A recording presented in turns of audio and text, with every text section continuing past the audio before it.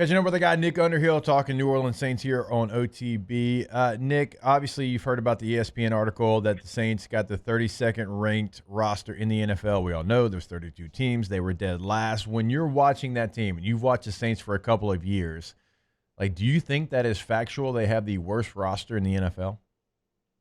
I mean, I'm not seeing the other 31, so like I don't know if they're worse than the Browns or the Titans or whatever. I know they definitely look worse than they did, last year.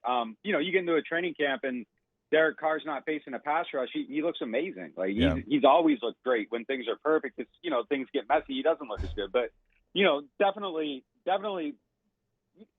Look, if I was somebody sitting up in Bristol, Connecticut, and I was looking at all 32 teams, and there's one team that does not have a single quarterback win on their roster. Well, I guess they got a few, but he's a tight end now. But if you have a guy that's never won a game, I don't know how you rank him above anybody else. Like, is Spencer Rattler / Tyler Shuck better than what the Browns have at quarterback? Could it be better than, Anthony Richardson? Could it be? Yeah, sure. But, like, I get it from that point. I don't know if they're going to be the worst team in the league, but I don't know that, I'm looking at them to contend in the NFC South either. So, I don't know. I think right now where it sits, like it's probably not looking extremely promising for a 25 run. I think there's a couple bright spots. There's a couple things I feel better about right now. I don't think Trevor Penning's going to be a disaster. Kelvin Banks has been impressive. I think Chase Young looks better and just sounds and feels more confident. Fuaga has been a little up and down. I think you see that transition happening back, but he's looked okay. There's a few things that I think that you feel positive about. Shaheed has looked amazing out here. So I think this season's more about finding guys that I think Kool-Aid's looked pretty good too. I think this season's really more about finding guys you're building around. And if you feel positive about some pieces going into the future and you happen to be drafting first or second, that'd be amazing. Now, you could be drafting first or second and feel terrible about your team, and that would not be as good. But, like, look at the Patriots. Like, they probably had, they absolutely had one of the worst teams in the league last year, but I think their optimism level is incredibly high right now. And if you can leave that season feeling that way about this team, like, I don't know, who cares? But, I really think this season's about finding the signs of hope, pieces to build around, building blocks. If your offensive line has that, like, real identity and you're picking second or third, like, I would actually like that outcome for the Saints. All right, Nick. So let's get you started getting a little bit more positive there at the end, but the real Wolf of Wall Street, he has like the saying like "sell me this pencil." Like I want Nick Underhill to sell me the Saints right now in 2025. Paint something positive.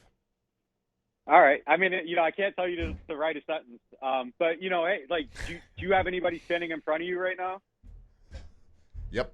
No, you do. I mean, do you have an outfit like I think they can block. Like tell Sharp to attack you. You don't got no one to jump in front of you. You got a fullback back there, but he's not in his prime anymore, so he's not gonna pick up the blitz. But I think they have a good line, and I think if you have that and you can build around that, I think the future's okay. Maybe you have the quarterback, maybe you don't.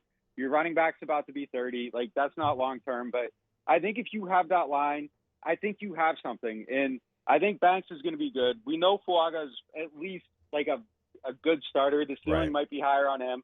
Penning looked like an absolute, like the very first time they did one-on-ones last year, like I was sitting there, I'm like, they cannot play this guy. And obviously they got into games and he looked okay and they had a plan for him. Him doing like one-on-ones at guard, he won some reps. Like he looked okay. I didn't walk away from it feeling bad about him.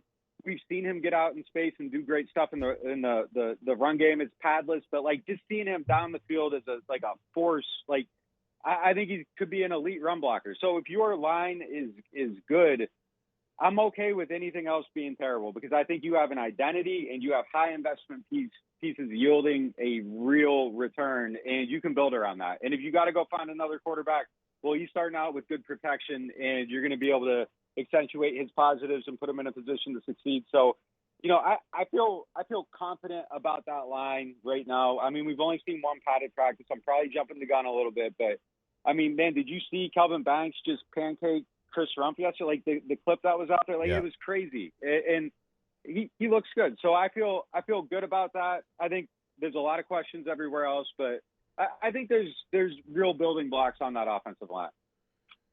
All right, last one, Nick, before we let you go, because I agree with that. I'm intrigued by the offensive line. Like, what about some of the other players that we've been waiting to see, like, what kind of step they can take? Your Kendre Millers, your Brian Brzee, your Kool-Aid McKinstry. Like, of that group, Isaiah Foskey maybe even, right? I mean, you couldn't find him, as Dev would say, was a search warrant throughout his career so far. But, like, what have you seen from those players? Like, can you count on some of those draft choices that you've had?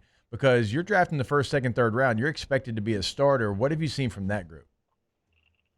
I feel like we've seen some good plays from Kool-Aid. Hasn't been challenged a ton, but he's shown up a few times. He's flashed. I like some of the stuff he does just as far as, like, attitude-wise, too. Like, I think he's bringing some of the energy back to the field. I think they need that big time on defense.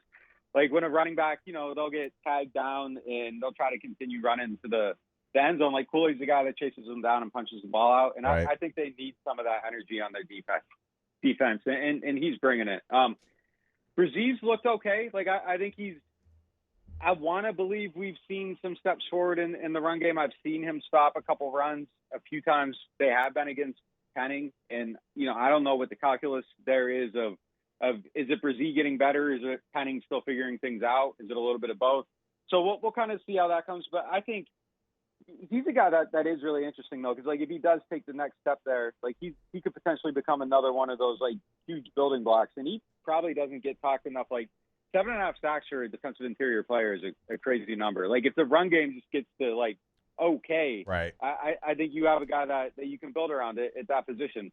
And I like how they're using them, as a 3-4 end, like, kind of getting him in some of those, like, more favorable matchups where he can use some of his strength. Like, I think it shows up a little bit. The other guy that we haven't mentioned at all, and he's not a young draft pick guy, but Godchaw is just that, like, he is incredibly strong. Like, he just engulfs people and just eats them up on that line. And I think that's going to allow your linebackers to flow and make plays. Danny Stutsman has been a beneficiary of some of that, but, like, even independently, the way he sees the field and, like, reads and reacts and attacks, and then he's looked good in space too. He had a pick in one of the practices. He's gotten down the field in coverage a few times. I'm, like, really encouraged about him. I don't know how he gets on the field right away, but he's quickly, like, starting to make a case for, like, you kind of got to find a way to play him a little bit. Yeah. So he could be a building block coming behind DeMario too. So there's some glimmers of hope here. I think Alante has looked really good in this scheme too, but he's in the contract year. And if I were him, I'd probably bet on myself, play the season out, and try to see what the market looks like.